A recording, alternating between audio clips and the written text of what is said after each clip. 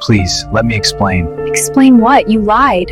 Her heels stopped mid-step, her smile disappeared, and she walked out the moment she saw my thrift store jacket. The entire diner watched it happen. Another blind date, another disappointment, another woman who didn't even try to hide her disgust. She whispered, "I suddenly remembered I have plans," and just like that, she was gone. That was the 14th time in 4 months, and that night, everything changed. My name is Daniel Brooks. I'm from Chicago, Illinois. Today, I'm sharing a story about honesty, character, and the day I realized money can protect you, but it can also isolate you. I am a single father, and I am also the founder of a tech company worth billions. But none of the women I dated knew that. For the past year, I had been pretending to be broke on every blind date. Old car, second-hand jacket, no luxury watch, no private driver in sight. Why? Because every time a woman found out who I really was, something shifted. Their tone changed, their expectations changed, their interest felt rehearsed. So I created a test. I signed up on an expensive matchmaking platform,